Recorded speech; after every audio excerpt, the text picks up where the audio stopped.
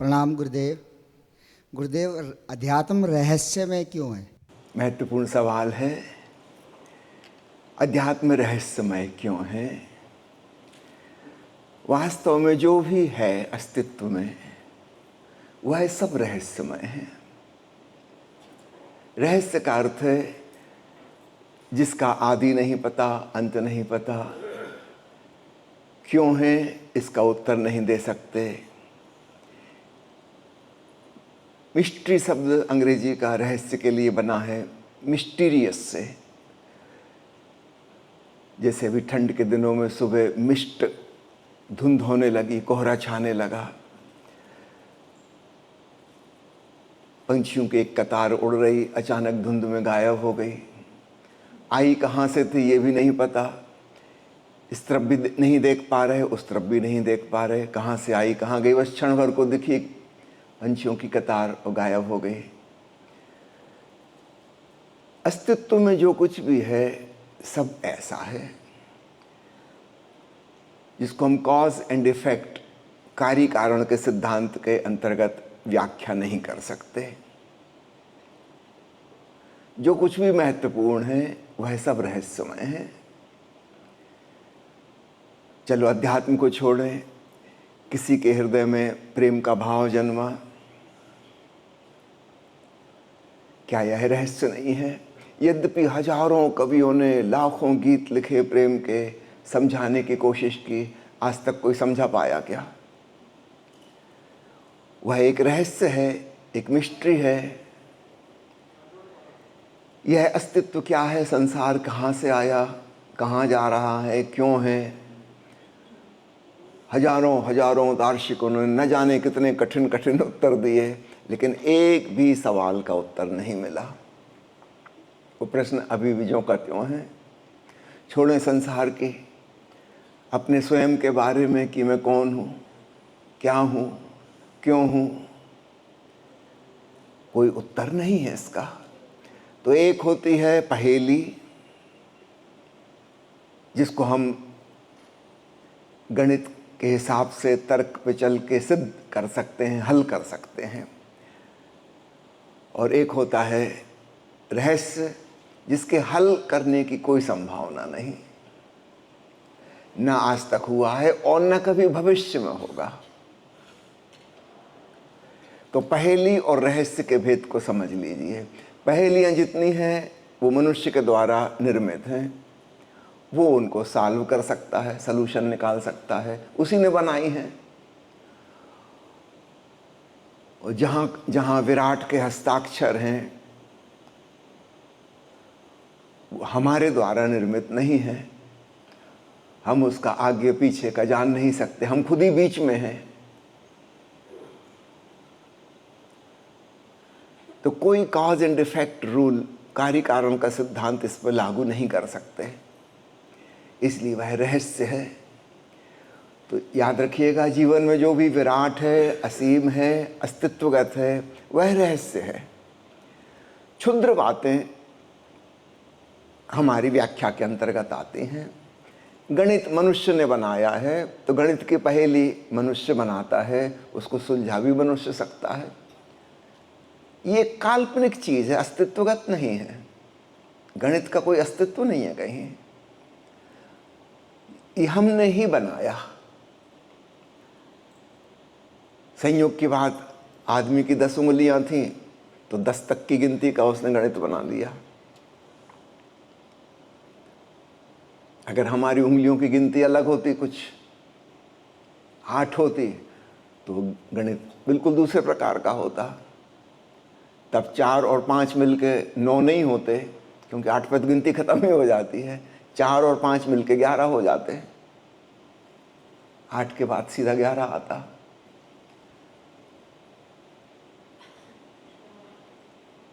अंग्रेजी को, अंगुली को बोलते हैं अंग्रेजी में डिजिट्स, और इसलिए आप जानते हैं कंप्यूटर वैज्ञानिकों ने धीरे धीरे डिजिट्स को कम करते करते 2 पल्ले आए, सिर्फ 0 और 1, और उससे भी काम चल गया।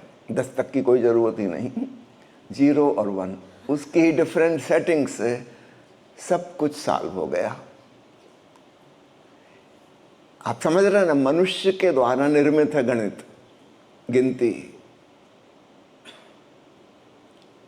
तो गणित में जो है वह पहेली है। हो सकता है आज कोई पहेली हल नहीं हो पाई हो, लेकिन कल हो जाएगी। रहस्य का मतलब है जिसका कोई हल है ही नहीं, न कभी भविष्य में हो सकेगा।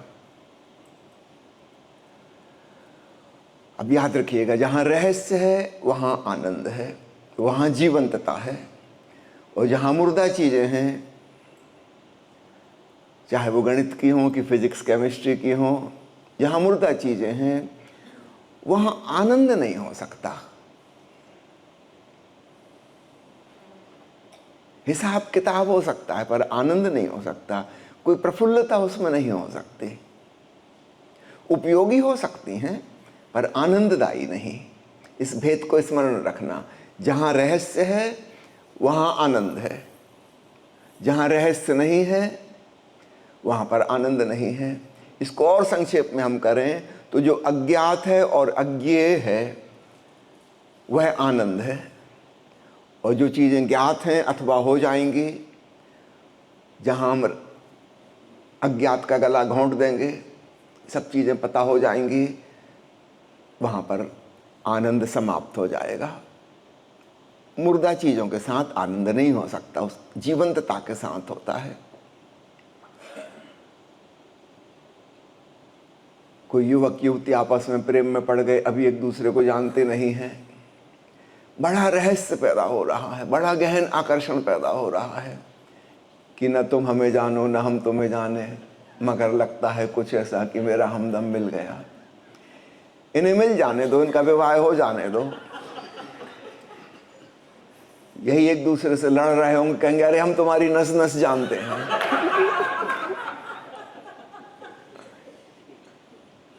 अब सारा प्रेम नष्ट हो गया, सारा आनंद नष्ट हो गया, एक दूसरे से परिचित हो गए। मैंने सुना है एक व्यक्ति ने आके एक महात्मा जी से कहा कि आप समझाते हैं और अन्य साधु महात्मा भी कहते हैं कि अपने भीतर बुराइयों को देखो, तो मुझे तो कोई बुराई नजर नहीं आती। महात्मा जी ने कहा कि तुम ऐसा करो, पहले शादी करो,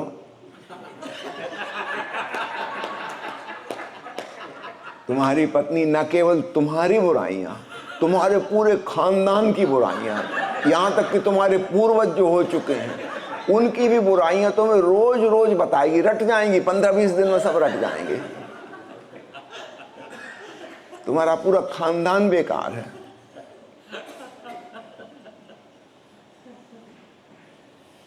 प्रेम नहीं हो सकता जहां इतनी बुराइयां, आलोचक दृष्टि है, आलोचना और निंदा का भाव है, खराबी ही खराबी, कैसे प्रेम होगा? जब तक नहीं जान रहे थे तो था। इस बात को जरा गौर से समझना। विज्ञान कोशिश करता है कि हम चीजों को जान लें, उघाड़ लें, प्रकृति के नियम खोज लें, पदार्थ कैसा है क्या है उसको भली भांति जान लें।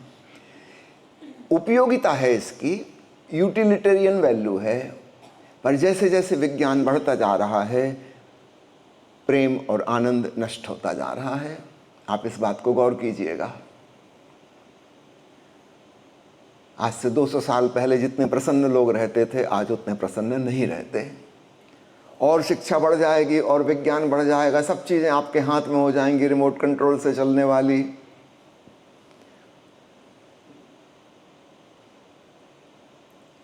आनंद खत्म हो जाएगा। मशीन से कोई प्रेम नहीं कर सकता, वो रहस्य से प्रेम होता था, मशीन से नहीं हो सकता। हम धीरे धीरे व्यक्ति की जगह वस्तु को लाते जा रहे हैं, क्रमशः इंसान की जगह रोबोट्स आ जाएंगे, उपयोगी होंगे, यूटिलिटेरियन वैल्यू होगी। प्रेम नहीं हो सकता क्योंकि कोई रहस्य नहीं है, आपको सब कुछ पता है, ABCD आपके ही द्वारा बनाया गया है। अब समझना, अध्यात्म और विज्ञान दोनों की शुरुआत होती है आश्चर्य भाव से। क्या है हम उसे जानने का प्रयास करते हैं, लेकिन विज्ञान हो जाता है बहिर्मुखी, एक्सट्रोवर्ट, और उसकी जो प्रोसेस है जानने की वो है तोड़ना, विश्लेषण करना, और छोटे से छोटा और छोटा, अंततः वह परमाणु पर पहुंच जाता है और फाइनली उसको भी तोड़ लेता है और अपने महाविनाश का साधन पैदा कर लेता है। अध्यात्म की खोज इससे ठीक उल्टी है, तोड़ने की नहीं, जोड़ने की है। इसलिए हम कहते हैं ध्यान योग। योग का मतलब है जोड़ना। हम भीतर अपने खंड खंड को जोड़ते जाते हैं और अंततः हम पाते हैं हम परमात्मा पे पहुंच गए, विराटतम पर पहुंच गए। विज्ञान ने रहस्य को नष्ट किया तोड़ तोड़ के, अध्यात्म ने जोड़ जोड़ के रहस्य को स्वीकार किया, नष्ट नहीं किया।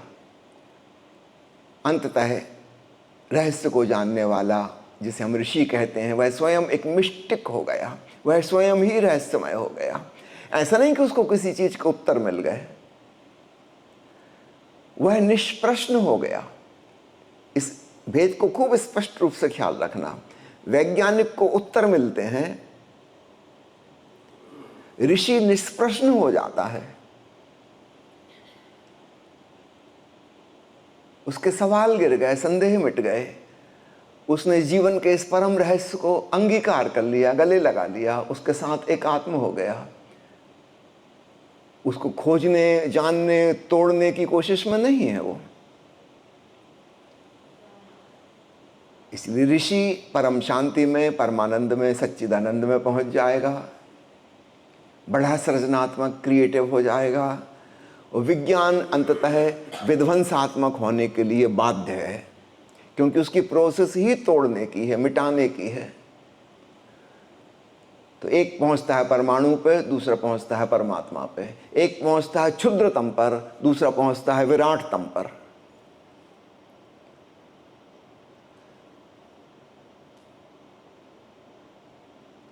अध्यात्म की खोज रहस्यमय हो जाने की खोज है।